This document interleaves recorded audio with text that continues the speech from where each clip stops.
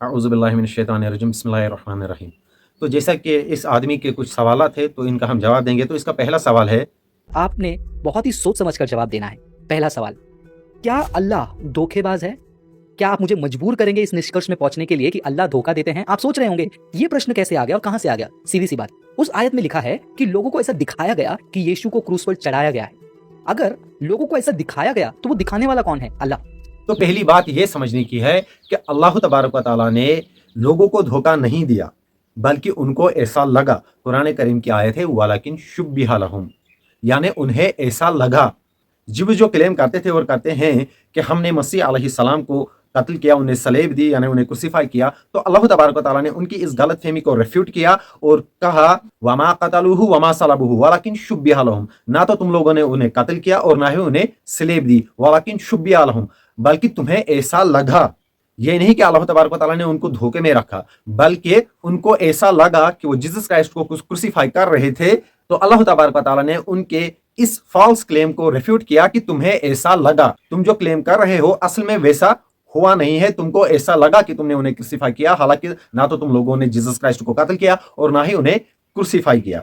और एक अहम बात वो ये कि बाइबल से हमें पता चलता है कि गॉड ऑलमाइटी की तरफ से एक डिवाइन प्रोटेक्शन प्रॉफिट्स को मिला है। प्रॉफिट आइजैक जब इब्राहिम अलैहिस्सलाम इसहाक अलैहिस्सलाम की कुर्बानी देने जाते हैं बाइबल के मुताबिक, तो वहां पर हमें पता चलता है कि खुदावंद ताला ने एक दुम्बा भेजा और इसहाक अलैहिस्सलाम की जगह वो कुर्बान हुआ। तो इससे हमें ये पता चलता है कि खुदावंद ताला को इंसानी कुर्बानी की कोई ज़रूरत नहीं है, और खुदावंद अपने अंबिया की भी आजमाइश करता है और उन्हें प्रोटेक्ट भी करता है।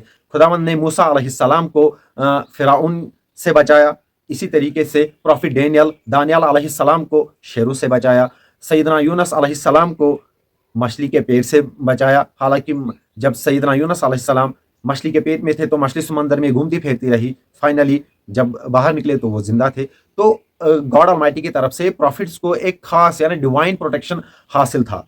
तो अगर जीसस क्राइस्ट को भी गॉड ऑलमाइटी ने, खुदावंद ताला ने, अल्लाह तबारक व तआला ने ज्यूज के उस प्लॉट से बचाया, तो ये कोई धोखा देना तो नहीं हुआ ना। वो लोग जीसस क्राइस्ट को जलील और रुस्वा करके उन्हें मार डालना चाहते थे, उन्हें क्रूसीफाई करना चाहते थे, लेकिन खुदावंद ताला ने, अल्लाह तबारक व तआला ने अगर उनको बचा लिया तो फिर इसमें डिसेप्शन कहां से आ गया? मतलब अगर अल्लाह तबारक व तआला ने अपने नबी को, रसूल को इज्जत बख्शी, उसे डिवाइन प्रोटेक्शन बख्शा, उसे बचाया, तो इसमें डिसेप्शन कहां से आया? अगर लोग खुद अपनी गुमराही चाहें और उन्हें गुमराही मिल जाए तो फिर इसका इल्जाम अल्लाह तबारक व तआला पर कैसे लगा सकते हैं? मिसाल के तौर पर बाइबल में हम पढ़ते हैं सैयदना मूसा अलैहिस्सलाम का वाक़ा और फिरौन का वाक़ा जो है, हमें बाइबल पढ़ने से यह पता चलता है कि खुदावंद ने फिरौन के दिल को सख्त कर दिया। मतलब इससे यह पता चलता है कि खुदावंद नहीं चाहता था कि फिरौन ईमान ले आए। तो क्या अकॉर्डिंग टू बाइबल गॉड ने जानबूझकर डिसीव किया फिरौन को? यानी गॉड ऑफ द बाइबल भी डिसीवर है? क्या आप मानने के लिए बात तैयार है? इसी तरीके से हमें पता चलता है प्रॉफिट जरमाया जो है वो कहते हैं कि खुदावंद ने मुझे डिसीव किया। ये क्लेम तो आप पर ही उल्टा आ जाता है। बाइबल ही कहती है कि YHWH यहवा या यहवे जिसे आप कहते हैं वो डिसीवर है। बाइबल तो यहवे को डिसीवर करार देती है। तो अगर खुदावंद ताला ने अपने नबी को इज्जत बख्शी, बुलंदी बख्शी, उनको उनके दुश्मनों के शर से बचाया जो उन्हें मार डालना चाहते थे, तो इसमें डिसेप्शन कहां से आया? सेकंड थेस्सलोनियंस चैप्टर 2 वर्स नंबर 11 में से हमें पता चलता है, इसमें लिखा है कि खुदावंद ने उन पर सख्त गुमराही भेजी ताकि वो झूठ पर ईमान ले आए। तो इससे हमें यह पता चलता है कि गॉड ऑफ द बाइबल, जिसे ये लोग अपना खुदा समझते हैं, जो भी है वो डिसीवर है। इसी तरीके से book of Ezekiel chapter number 14 verse number 9 में, अगर नबी धोखा खाए तो मैं खुदा उसे धोखा देता हूं। इससे भी पता चलता है God of the Bible is the deceiver. Bible का खुदा बता रहा है कि मैं डिसीवर हूं। मजीद प्रॉफिट जरमाया क्या कह रहे हैं वो भी सुन लेते हैं। बुक ऑफ जरमाया में है चैप्टर 20 वर्स नंबर 7 में जरमाया कहते हैं, ए खुदा तूने मुझे धोखा दिया और मैं धोखा खा गया। ये लीजिए, प्रॉफिट जरमाया कह रहे हैं कि खुदावन डिसीवर है। डिसीवर का लफ्ज इंग्लिश ट्रांसलेशन में खुद इन्होंने किया है। तो हम इन रेफरेंसेस से हमें पता चलता है कि God of the Bible deceiver है, न कि अल्लाह सुब्हानहू व तआला। बहरहाल इन लोगों का मानना है कि गॉड ऑफ द बाइबल अलग खुदा है और कुरान वर्ड ऑफ गॉड नहीं है। तो मैं ये कहना चाहता हूं कि अगर खुदावन अपने रसूल को इज्जत बख्शना चाहता था, अपने दुश्मनों के शर व फितने से बचाना चाहता था, तो इसमें डिसेप्शन कहाँ से आ गया? अगर लोग खुद अपनी गुमराही चाहते थे, वो एक रसूल को ज़लील और रुस्वा करना चाहते थे, उन्हें मार डालना चाहते थे, अल्लाह तबारक व तआला ने उनके शर्र व फितने से अपने रसूल को बचा लिया, तो इसमें डिसेप्शन कहाँ से आ गया? तो आयत का मफ़हूम यह है कि अल्लाह तबारक व तआला ने अपने रसूल, अपने नबी को बचा लिया और उन लोगों की गलतफ़हमी को दूर किया जिनका ये क्लेम है कि हमने जीसस क्राइस्ट को स्लेव दी, उन्हें कत्ल किया। उन लोगों की गलतफ़हमी को दूर किया, उनको रिफ्यूट किया कि तुम्हें ऐसा महसूस हुआ, हालांकि ऐसा तुम कर नहीं पाए, तुमने ऐसा किया नहीं। तो इसमें धोखा कहाँ से आया, डिसीव करना कहाँ से आया? करने के लिए मजबूर कर रहे हो। दूसरा सवाल, यदि आयत 157 सूरह निसा का सही है तो मेरा दूसरा प्रश्न आता है, ईसाई धर्म के लिए जिम्मेदार कौन? आज पूरे दुनिया में 31% से भी ज्यादा जनसंख्या क्रिश्चियंस हैं। मानो 250 करोड़ के आसपास या फिर उससे भी ज्यादा लोग जो है क्रिश्चियंस आज पूरे दुनिया में फैले हुए हैं। अब इतने बड़े रिलीजन को लाने का जिम्मेदार कौन है? यदि उस दिन अल्लाह ने लोगों को यह नहीं दिखाया होता कि ईसा क्रूस पर मरे और मारे गए, बल्कि एक ऐसा दिखावा था वो, तो आज क्रिश्चियनिटी इतनी बढ़ गई है पूरे दुनिया में। जैसे मैंने कहा कि 30% से भी ज्यादा आबादी क्रिश्चियंस हैं। तो इसकी जिम्मेदार कौन है? ईसाई धर्म आने का जिम्मेदार क्या अल्लाह है? ईसाई धर्म जो है ना, इस रिलीजन को पॉल ने क्रिएट किया है। क्रिश्चियंस जिस थियोलॉजी को फॉलो करते हैं, जिसकी बातों पर अमल करते हैं, जिसको फॉलो करवाते हैं, असल में उस आदमी का नाम है पॉल, और पॉल ने ही एक क्रिश्चियनिटी को, मौजूदा क्रिश्चियनिटी को क्रिएट किया है। Dying and rising god saviour man messiah, ये कॉन्सेप्ट ना तो ओल्ड टेस्टमेंट में मौजूद है और ना ही कुरान करीम ने ऐसा कोई कॉन्सेप्ट बयान किया है, बल्कि ये कॉन्सेप्ट जीसस क्राइस्ट ने भी बयान नहीं किया कि वो एक डाइंग और राइजिंग गॉड सेवियर मसाया है। जीसस क्राइस्ट, बल्कि वो तो कहते हैं I required mercy not a sacrifice. तो जाहिर सी बात है, यहां से हमें पता चलता है कि जीसस क्राइस्ट कुर्बान होने के लिए नहीं आए थे। जिस थियोलॉजी को आप लोग फॉलो करते और करवाते हैं, जिस आदमी को आप लोग फॉलो करते और करवाते हैं, वो है पॉल, और पॉल ने ये थियोलॉजी क्रिएट की है कि Jesus Christ is God in flash. वो हमारे गुनाहों के लिए क्रूसिफाई किए गए, 3 दिन बाद जी उठे। ये जो थियोलॉजी है, ये पॉल ने क्रिएट की है, ना तो ये जीसस क्राइस्ट की तालीमात में हमें मिलती है, ना ओल्ड टेस्टामेंट में हमें मिलती है। तो और ना ही बल्कि बाइबल में ऐसे पैसेजेस मौजूद हैं जिनसे हमें यह पता चलता है कि उस टाइम पर भी जब पौलुस यानी पॉल लोगों को यह बता रहा था, उन्हें यह मैसेज दे रहा था कि Jesus Christ died for our sins, he was crucified, तो कुछ लोग ऐसे थे जो इस बात को नहीं मानते हैं। बाइबल में ऐसे पैसेजेस मौजूद हैं न्यू टेस्टामेंट में जिनसे हमें यह पता चलता है कि उस टाइम पे लोग ऐसे लोग मौजूद थे जो नहीं मानते थे कि जीसस क्राइस्ट क्रूसिफाई हुए हैं। तो ये जो रिलीजन है ना, इसका जिम्मेदार अल्लाह सुब्हानहू व तआला नहीं है, बल्कि ये रिलीजन तो एक आदमी ने क्रिएट किया है। और इस रिलीजन को जो नाम मिला वो पीपल ऑफ एंटियोक ने दिया, जो कि पेगन्स थे।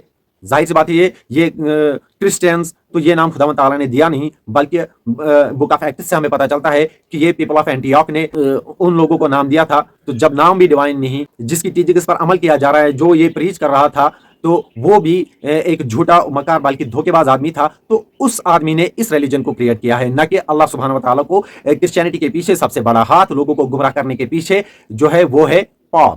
भी है ये सच्चाई कि ईसा क्रूस पर नहीं मरे, ये तो मोहम्मद साहब के दिनों में यानी कि यीशु मसीह को क्रूस पे चढ़ाए जाने के लगभग 700 सालों के बाद पता चला है। तो क्या 700 सालों तक जो लोग ये बात को मानते थे कि यीशु क्रूस पर मरे, वही हमारे लिए उद्धार करता है, वही दोबारा जीवित हुए और वही हमें स्वर्ग लेके जाने आएंगे, क्या जितने भी ऐसे लोग विश्वास कर रहे थे और 700 सालों में मर गए थे, वो लाखों करोड़ों लोग, क्या वो जहन्नम में गए? अगर वो जहन्नम में गए, क्या अल्लाह उसके जिम्मेदार हैं?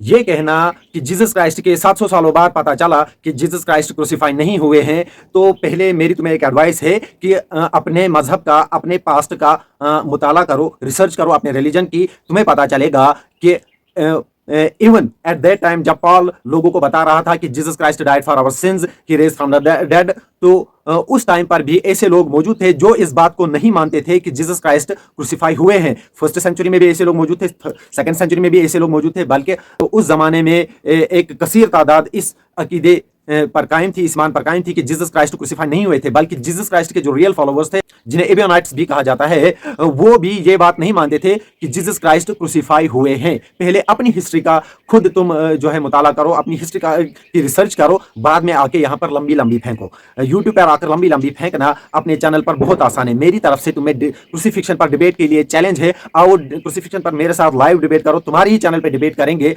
बताओ कब डिबेट करना है, तो मैं वैसे अगले फ्राइडे के लिए तैयार हूं डिबेट करने के लिए। तो बताओ तुम्हें कब, मतलब जो आगे फ्राइडे आने वाला है, मैं उस पर तुम्हें चैलेंज करता हूं कि आओ उस फ्राइडे पर लाइव डिबेट करेंगे तुम्हारे ही चैनल पर क्रूसिफिक्शन के ताल्लुक से। तुम अपने सो कॉल्ड एविडेंस दो, मैं अपने एविडेंस देता हूं, देखते हैं बाइबल सही है, new testament so called new gospels सही है या कुरान करीम। इंशाल्लाह ताला हक जो है बातिल पर गालिब आ ही जाता है। रहा तुम्हारा ये कहना कि इस टाइम पे जितने भी लोग ये मानते थे कि जीसस क्राइस्ट क्रूसिफाई हुए हैं, क्या वो सब जहन्नुम में जाएंगे? हाँ, तो जाएंगे। उनको जीसस क्राइस्ट ने ये तालीम ही नहीं दी थी कि मैं जो है क्रूसिफाई किया जाऊंगा। मुझे पता है तुम किस रेफरेंसेस हो सकता है जवाब में कोट करो, उनका भी जवाब है मेरे पास अल्हम्दुलिल्लाह, लेकिन उसका जिम्मेदार अल्लाह सुब्हानहू व तआला नहीं बल्कि पॉल है। पॉल ने ये टीचिंग दी, लोगों को माइंड प्रोग्राम किया कि जीसस क्राइस्ट तुम्हारे गुनाहों के लिए क्रूसिफाई किए गए हैं और 3 दिन बाद वो जी उठे। ये पॉल की टीचिंग है, अल्लाह सुब्हानहू व तआला इसका जिम्मेदार नहीं है, बल्कि पॉल ने लोगों को गुमराह किया। शैतान लोगों को गुमराह करना चाहता था। शैतान को मिला पॉल रोड ऑफ दमास्कस, दिमश्क के रास्ते पर। उसने पॉल को माइंड प्रोग्राम किया, बताया कि मैं यसू हूं। झूठ बोलकर शैतान ने पॉल को डिसीव किया और पॉल उसके बाद 3 साल के लिए गायब रहा। अच्छी तरीके से शैतान से इंस्पायर्ड होकर एक अच्छी खासी थियोलॉजी क्रिएट की और उसके बाद लोगों में प्रीच करना शुरू की और खल्क़ कसीर को, बिलियंस को गुमराह कर दिया। तो इसका जिम्मेदार पॉल है, जिसे तुम लोग सेंट पॉल कहते हो, न कि अल्लाह सुब्हानहू व तआला। क्रूस पर एक व्यक्ति को चढ़ाया गया, वो ईसा नहीं है ना आपकी आयत के अनुसार? तो तीसरा प्रश्न ये है कि वो व्यक्ति का शव, डेड बॉडी कहाँ है? Where is the dead body? क्योंकि क्रूस से उस डेड बॉडी को उतारा गया है, उसको दफनाया गया है, वो डेड बॉडी कहाँ चली गई? कुछ लोग कहेंगे कि चोरी हो गई, और वो चोरी होने वाली जो रूमर है, अफवाह है, वो उसी दिनों में मत्ती ने अपनी पुस्तक में लिख दिया कि ऐसा अफवाह लोग फैला रहे, लेकिन ऐतिहासिक सबूतों से पता चल रहा है कि यीशु मसीह का पुनरुत्थान हुआ। तो वो डेड बॉडी कहाँ गया? अगर वो ईसा मसीह नहीं है, कोई और व्यक्ति मर गया है, तो उसका डेड बॉडी क्यों नहीं प्रस्तुत किया गया? अगर डेड बॉडी गायब भी हो गया है, कि आप ये कहने की कोशिश कर रहे हो कि वो जो डेड बॉडी था उसका पुनरुत्थान हो गया? तभी तो एक और बड़ी दिक्कत आ गई। लगता है कि वो अजीम पैगंबरों में से एक और बेहतरीन पैगंबर निकला जिसको ईसा के बदले डाल दिया गया, वो मरा और वो पुनरुत्थान हो गया, और वो कहां चला गया? Where is the dead body? तो सूरह निसा आयत नंबर 157 को मैं मानने को तैयार हूं यदि ये 3 प्रश्नों का उत्तर मिले। मुसलमानों के लिए यह जानना जरूरी नहीं है कि क्रॉस पर कौन क्रूसिफाई किया गया। ये हमारे ईमान का हिस्सा नहीं है कि कौन क्रूसिफाई किया गया। कुरान मजीद का मेन पॉइंट है कि जीसस क्राइस्ट वाज सेव्ड, और इस पर हमारा ईमान है। ये हमारे ईमान के लिए जरूरी है। अब तुम्हारा ये कहना कि वो जो क्रूसिफाई हुआ है उसकी बॉडी के साथ क्या हुआ? अगर जीसस क्राइस्ट की जगह कोई और भी क्रूसिफाई हो गया था तो रोमन्स ने उसको इस वैसे ही ट्रीट किया होगा जैसे वो बाकी क्रूसिफाइड लोगों के साथ ट्रीट किया करते थे। और रही ये बात कि दफन करने के बाद वो जिंदा हुए, 3 दिन बाद लोगों ने उनको देखा, तो ये सब जो है ये लोगों की बनाई हुई कहानियां हैं। ये पॉल की बनाई हुई कहानियां हैं, लोगों की बनाई हुई कहानियां हैं। ना तो ऐसा कुछ हमें ओल्ड टेस्टामेंट से सबूत मिलता है कि मैसाया के साथ ऐसा होगा, और ना ही जीसस क्राइस्ट की टीचिंग में, और ना ही हमें उनके डिसाइपल्स से ऐसा कुछ मिलता है। अगर जीसस क्राइस्ट इसी मिशन के लिए आए थे तो फिर डिसाइपल्स को इसका पता होना चाहिए था। डिसाइपल्स डरने नहीं चाहिए थे जब उन्होंने अगेन जीसस को देखा। मैरी मैगडलन जीसस को पहचाना ही नहीं, तो ऐसा क्यों था? वो तो बहुत ही क्लोज रहने वाली थी जीसस क्राइस्ट के साथ, क्लोज रही है वो, लेकिन अजीब बात है सामने रहकर भी जीसस क्राइस्ट को पहचाना ही नहीं। इसी तरीके से जब गॉस्पेल ऑफ ल्यूक के मुताबिक जीसस क्राइस्ट अपने हवारियों के सामने गए तो वो डर गए, हालांकि उन्हें तो डरना नहीं चाहिए था ना। अगर जीसस क्राइस्ट ने उनको ऐसा पहले ही बता दिया, उन्हें तो खुश होना चाहिए था, उन्हें तो वेलकम करना चाहिए था। चाहे जो कुछ भी हुआ, बात तो इस आदमी की सच्ची निकली, लेकिन ऐसा तो कुछ भी नहीं है। तो ये सब लोगों की बनाई हुई कहानियां हैं, और इनको हिस्टोरिकल फैक्ट कहना ये सब भी एक बहुत बड़ा मिथ है। मैं बता चुका हूं पहले ही कि आओ डिबेट करो इस मसले पर, इस बात क्रूसिफिक्शन के ताल्लुक से डिबेट करो मेरे साथ। क्रिश्चियन क्लेम करते हैं कि जीसस क्राइस्ट डाइड एंड रोज, वो मरे और 3 दिन बाद जी उठे, लेकिन उनके पास जीसस क्राइस्ट की फिजिकल बॉडी नहीं है, नंबर 1। नंबर 2, जीसस क्राइस्ट के अपने ही डिसाइपल्स ने उसको नहीं पहचाना। इमाउस के रोड पर जीसस क्राइस्ट को अपने ही डिसाइपल्स ने नहीं पहचाना, ये एक अजीब बात है, मसला है तुम्हारे लिए। नंबर 3, मैरी मैगडलन ने जीसस क्राइस्ट को सामने होकर भी नहीं पहचाना। ऐसी क्या वजह है? ऐसा क्यों है?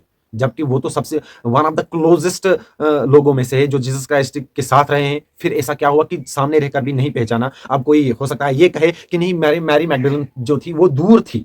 तो हमें पता चलता है कि मैरी मैगडलन ने जीसस क्राइस्ट को टच करना चाहा था, तो जीसस क्राइस्ट ने कहा touch me not for I am not yet ascended to my father and your father, to my God and your God. तो साबित हुआ मैरी मैगडलन जो थी वो करीब थी, तभी तो टच करना चाहती थी। दूर से थोड़ी ना टच कोई करना चाहेगा जब काफी दूर हो।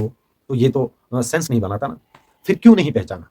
नंबर 4, चारों सो कॉल्ड गॉस्पेल्स में इस बात के ताल्लुक से कॉन्ट्राडिक्शन है कि जीसस क्राइस्ट को सो कॉल्ड रिजरेक्शन के बाद सबसे पहले किसने देखा, सबसे पहले वो कहां गए, कहां देखा, किस जगह देखा और कब देखा, किसने देखा।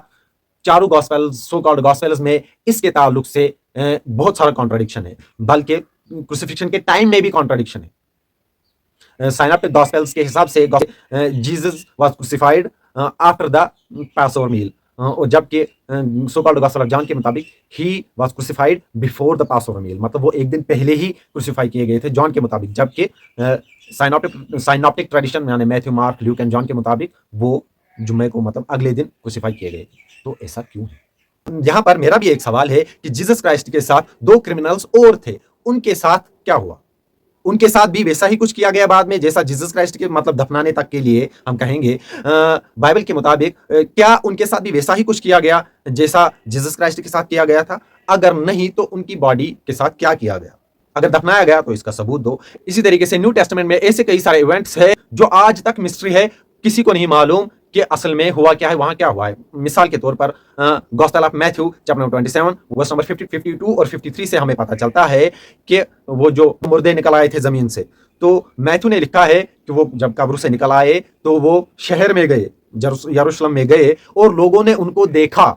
सवाल है मेरा कि अगर लोगों ने उनको देखा तो हिस्ट्री में हमें इसका कोई सबूत क्यों नहीं मिलता, और उसके बाद उनके वापस आकर कब्रों में दोबारा वापस जाने का भी कोई सबूत नहीं मिलता? तो वो कहां गए, उनके साथ क्या हुआ?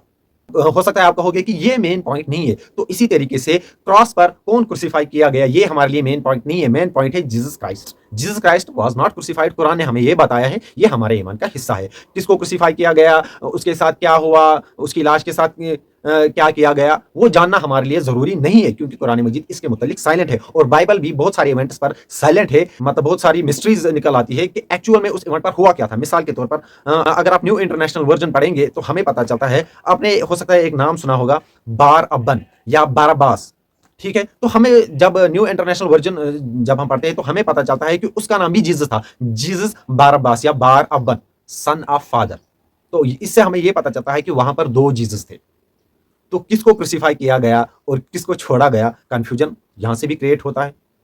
इससे तो बहुत बड़ा कंफ्यूजन क्रिएट होता है कि कौन बचा और किसको क्रूसिफाई किया गया। अगर हम बाइबल के हिसाब से बात करें तो बाइबल में भी ऐसी बहुत सारी बातें हैं जो मिस्ट्री है, जिन्हें आप एक्सप्लेन कभी नहीं कर सकते। तो कौन क्रूसिफाई किया गया ये जानना हमारे लिए जरूरी नहीं है। हमारे लिए जो हमारा ईमान है वही जीसस क्राइस्ट, वो एक मैसेंजर थे अल्लाह सुब्हानहू व तआला के, तो उनको क्रूसिफाई नहीं किया गया। अल्लाह सुब्हानहू व तआला ने हमें इतनी इतला दी, बाकी नहीं दी, तो हमारे लिए उसका जानना जरूरी भी नहीं। बाकी मैं तुम्हें फिर से चैलेंज करता हूं कि आओ लाइव डिबेट करो, तुम्हारी चैनल पर डिबेट करेंगे क्रूसिफिक्शन के ताल्लुक से। मैं चैलेंज करता हूं तुम्हें, तुम अपने एविडेंसेस दो, मैं अपने एविडेंस देता हूं, अच्छी तरीके से बात करेंगे और लोगों के सामने हक वाजा हो जाएगा इंशाल्लाह ताला। और मैं अगले फ्राइडे तैयार हूं क्रूसिफिक्शन पर डिबेट के लिए। तो अगर तुम भी तैयार हो तो बताओ कब डिबेट करना है। इंशाल्लाह ताला वक्त निकालकर मैं आपके चैनल पर लाइव डिबेट करने के लिए तैयार हूं। मेरी तरफ से चैलेंज है आपको, बस आपके चैलेंज एक्सेप्ट करने की देर है।